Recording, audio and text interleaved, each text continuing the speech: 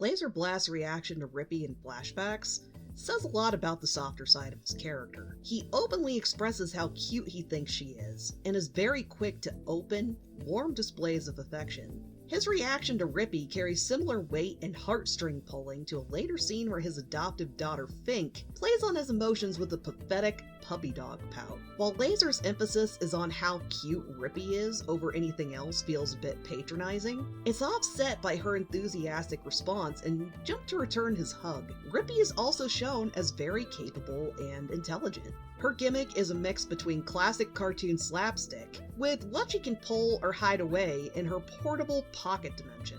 Not to mention, the episode following up on Rippy in her later years reveals that she's a PhD grad with a focus on quantum physics.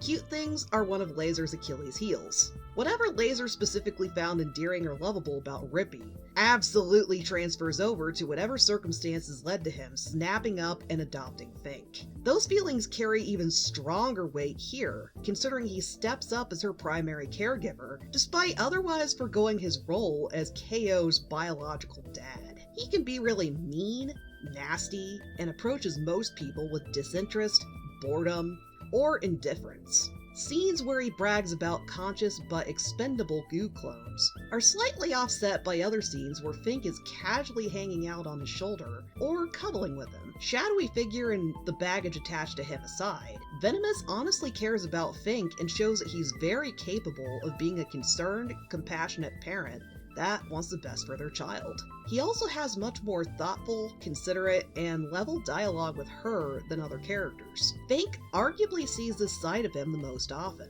Boxman has to fight and work for it. Other characters never see this, and KO gets table scrap attempts from Venomous to share this side of himself. The cuteness thing doesn't apply to just Fink and Rippy though. Silver Spark is not only a muscular and attractive young woman, she's openly enthusiastic, optimistic, and dorky. She has no problem showing off her craft supplies and stickers to her fellow Junior Point teammates. She probably would have gushed about Laser to Rippy or Elbow if the opportunity came up. When she started decorating her locker, she made no move to hide the Laserblast bias. Those were the bulk of the decorations. Enter Laserblast himself, and it's awkward because Silver has only seen and admired him from a distance, or her fangirl bubble. Starting with the accidental finger and nose scene and building up to the awkward locker slam, is a move pulled from a sappy rom-com. It may have been humiliating for Silver, but it was a damn good showcase to Laser what the sillier, fun, behind closed doors part of her is like. She's adorable. It's easy to see why Elbow is so smitten with her, and how she checks whatever boxes that Laser considers cute. Despite this, Laser's romantic interest is dubious. Openly dorky, affectionate, earnest people are definitely his type. Look at Boxman! But unlike whatever platonic or fatherly dynamic he shared with Rippy or Fink respectively, there's another layer or set of expectations to a romantic relationship that makes them more difficult for Laser. Part of the equation is how Laserblast is a front or persona versus a fully realized person. The bigger part is Laser's attempts at appearing friendly, warm, and approachable in public, but that he's walled off behind closed doors. He's definitely drawn towards and attracted to Silver, but he doesn't know how to handle the deeper emotional intimacy and vulnerability that Silver wants, and what makes a longer-lasting romantic relationship work. Silver has no problem with physical touch, affectionate gestures, and letting herself show some ounce of vulnerability. She doesn't tie these attributes to a persona, and approaches everybody with the same level of warmth. Based on generalizations about people being drawn towards potential partners with traits they lack, Silver's strong self-confidence and comfortable self-image is both alluring and intimidating.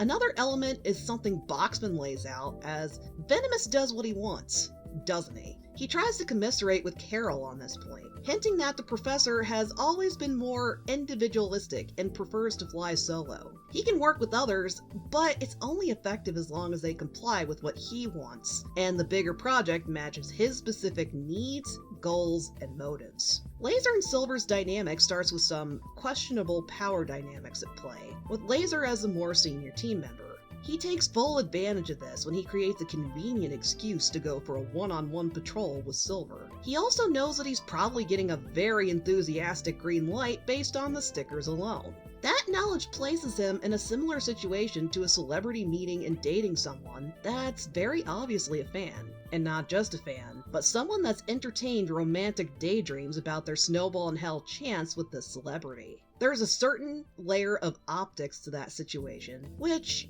adds extra obstacles to overcome. It can and has been done. This isn't an immediate bar to what could be a healthy relationship.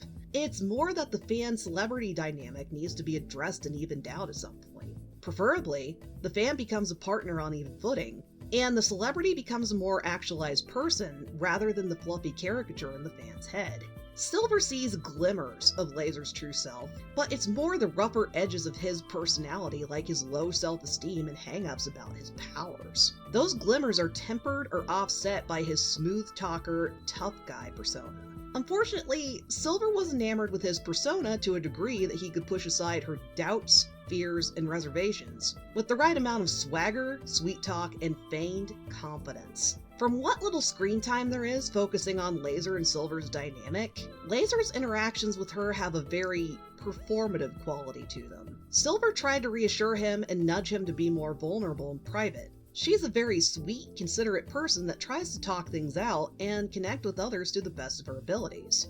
Rather than communicating, Laser bottles his feelings and decides to sit with his brooding and envy rather than open up. The lead up to the donut shop explosion is a solid showcase of how Laser brushes Silver off with his persona. Laser starts to get revved up and angry when Silver understandably pushes back on him going in alone. He insists that it's safer for her and Elbow to hang back. When using logic doesn't dissuade her, he leans into using charm and charisma. He fully utilizes whatever romanticized and cool guy image of him that Silver is heavily invested in and enamored by. Under a certain lens, Laser leaving Silver with his discarded sucker could be seen as gross but sweet. It's a thematic echo to their awkward first meeting. The sucker is an important part of his aesthetic. There's always one hanging out of the side of his mouth. Leaving this piece behind is a promise that he can and will be back, but it's an empty token gesture. Given different circumstances, Laser has probably left his sucker with other fans or civilians as a means to pacify and reassure them. It's a prop. The sucker handoff is deliberately framed from Elbow's perspective as something very tense and uncomfortable to watch. Elbow's bias is something to keep in mind, but it doesn't lessen the weight of the framing choice. Silver looks at the sucker with hard eyes and holds it like it's a precious artifact, but every other part of the scene, including the saliva puddle, scream gross and why to the audience. It's not sweet and goofy like Silver's accidental nose pick. It's just gross. When the story picks up from Laser's point of view, he's desperate to destroy any evidence that might link him to the contraband experiments that affected Dr. Grayman. Along with the offending orbs, Laser destroys a photo prominently featuring him and Silver. He categorizes it as another easily disposable piece of evidence that could potentially be used against him, rather than a precious memento. It's very bittersweet. He did care and treasure their relationship enough to keep some kind of visual reminder nearby, but their relationship is a lesser priority compared to maintaining his position at point or starting up his research efforts again elsewhere. Laser and Silver were very physical. They kiss, they hold hands, and there's the implications behind the French kiss and sucker combo fantasy. Carol reminisces on her time with Laser with fondness, and there's a note of tenderness to everything, but it's one-sided. What moments Laser and Silver share lack the intimacy and tenderness that Carol later experiences in romantic scenes between her and Mr. Gar. There are more scenes from a third-person omniscient camera that shows very obvious reciprocated interest between these two. There's also focus on both Mr. Gar and Carol learning how to effectively communicate with each other. Mr. Gar learns how to be sweet, vulnerable, and open without some layer of blank expression or stoic mask that he wears as protection in other attempts to talk to others. He's a trusted mentor figure. He usually tries to balance his powerful hero appearance with what he hopes is useful, helpful advice and guidance. The stoic mask is a defense mechanism to some extent.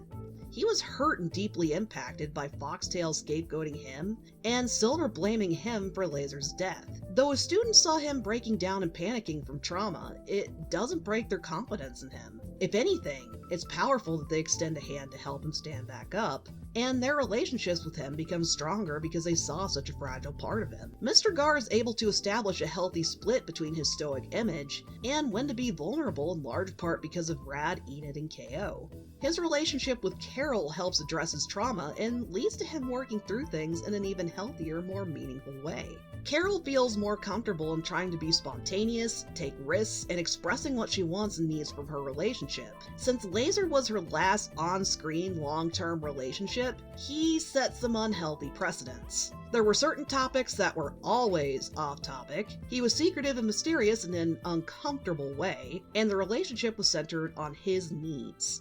After grieving Laser, Carol has a stronger interest in rebuilding who she is and what her life looks like as just her and KO. She makes a very positive push in sharpening her empathy and strengthening or expanding her emotional IQ. Giving herself space and focusing on herself also led to her better able to approach others with more patience at their level or wavelength. That said, Carol is still deeply ingrained in Point. She holds some level of implicit trust in Point as an institution, as well as Foxtail's shaky leadership. Her approach to what doubts and misgivings she has is working within the existing system. This also installs similar trust and blind faith in Point and heroes in KO. Part of Carol's recovery process relied on Point as a stable fixture in her life. Where Mr. Gar rebuilds himself as well as something entirely new, Carol was working on a patchwork between who the new Carol is, as well as a continuing but tenuous connection to Silver Spark. She's Silver Spark by title alone. In every other part of her life, she deliberately goes by Carol in an attempt to distance at least some part of her life from the frustration around Silver Spark's remaining unsolved issues. She never found closure with Laser. She maintained their relationship despite what secrets another hidden side he had. If that state of things were acceptable with Laser, then she could perform similar mental gymnastics for what obvious cracks and issues there were with Point. She eventually helps push back against Foxtail and her authoritarian measures, but it took rebuilding her trust with Mr. Gar and reestablishing that she does have a strong support network separate from Point.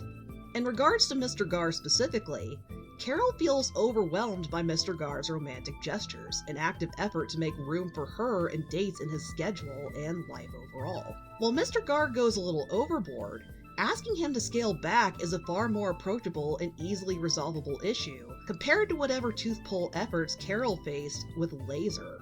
Again, Laser and Silver were only ever shown as very physical and flash-in-the-pan surface level. Carol's relationship with Mr. Gar has meat, substance, layers. They help each other work through what issues they had as a result of the sandwich incident, as well as how to progress and become better people, period. Every healthy romance in OKKO places emphasis on both characters involved showing obvious blatant interest, as well as what their kind of emotional intimacy looks like.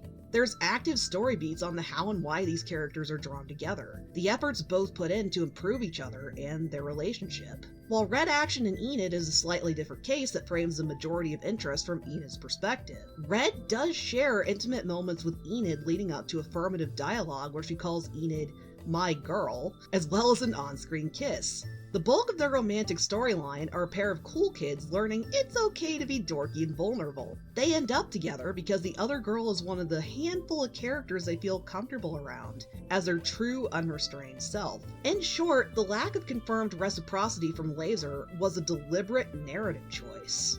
Venomous shares a lot of these flagship romance cues with Boxman. Both Venomous and Boxman give each other a very anime-inspired elevator eyes treatment. In general, Venomous is the more competent villain and attentive parent. Boxman becomes a more proactive parent and better villain, both on an individual level and in regards to Boxmore's overall success, because Venomous enters the picture.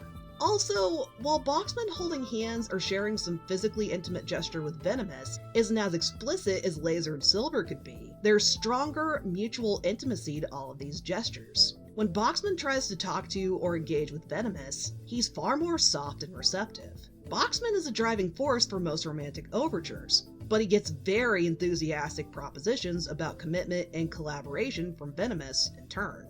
His frame is just business, but Venomous and Boxman share two keystone scenes that are pretty much equivalent to going steady or getting engaged. In a nutshell, Boxman sees something closer to who Venomous really is and has blunt, reciprocated interest. The caveat is that the bulk of Venomous and Boxman scenes are still filtered through Boxman's perspective. Boxman crashes is one of the few exceptions. Where Venomous is attracted to Boxman, there's a more fleeting feel to his elevator eye scene. The sparkles are immediately followed up with something like a pin popping a balloon. Where Boxman maintains a rosy picture of Venomous no matter what, Venomous still keeps some level of distance and attempts at maintaining his wall. Boxman has a reputation as a weird, awkward, social pariah. While Venomous does peel away at this bias, both through active and unconscious effort, it's in play up until Venomous offers to fund Box more and moves in. Boxman is annoying until Venomous actually learns how to talk to and work off of him. When Boxman and Venomous share domestic scenes like what's scattered through All in the Villainy, they've achieved a level of open communication and intimacy comparable to Carol and Mr. Gar. What sucks are the layers of subtext and queer coding for these two, where Carol and Mr. Gar can share explicit romantic scenes together. I'm glad that Red and Enid managed to escape this bullshit. It says a lot about media censorship that Boxman and Venomous are obviously a gay couple with a blended family, and supposedly the general family target audience can't handle that level of queer rep.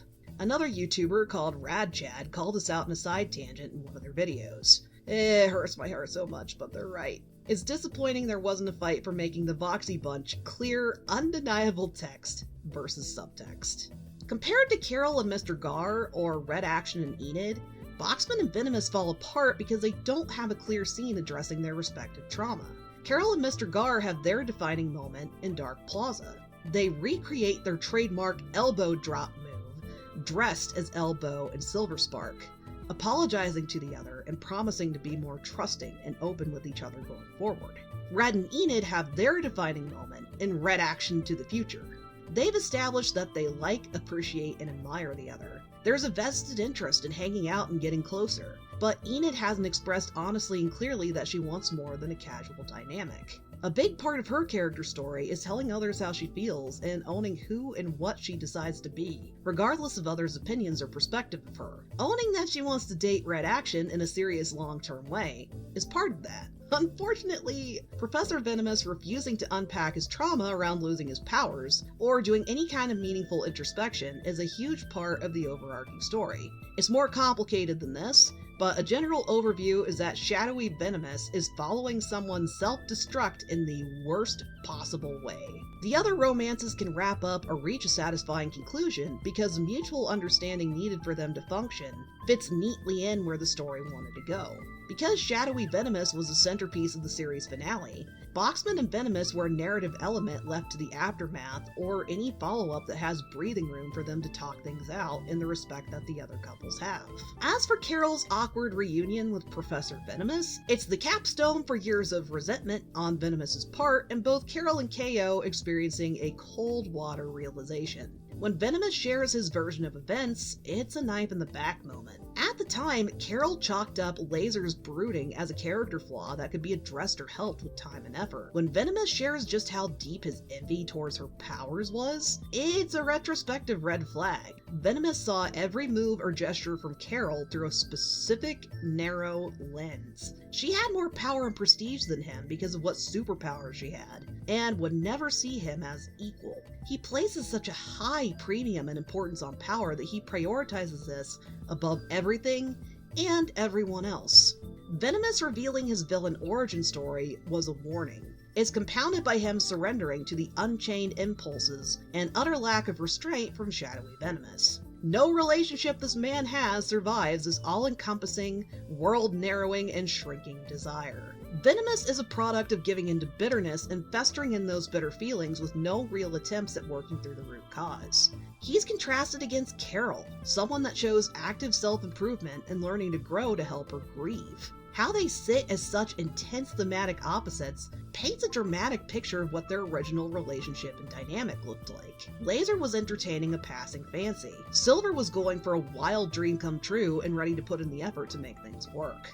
They would have been a one-off, experimental, bad fit relationship, without soap operatic tier elements like an unexpected pregnancy and Laser faking his death only to show up as a nasty mustache-twirling bad guy later. Instead, These two remain connected because of the obstacles around their co-parenting situation, and respect for KO's desire to learn more about his bio-dad. These two were a bad fit, and it's a really thoughtfully done and detailed exploration on why.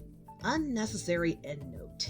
The petty part of me wants to point neon signs at how effectively this was set up, without bringing other story beats and themes to a crippling halt, or world-building lore to its knees like another certain superhero cartoon does. If I end up in an especially bad mood, I might just make a compare and contrast to get miraculous Ladybug fans storming my door with torches and pitchforks. If for some godforsaken reason you absolutely need to see this happen, I'd start working as soon as tomorrow for $100 and a pizza.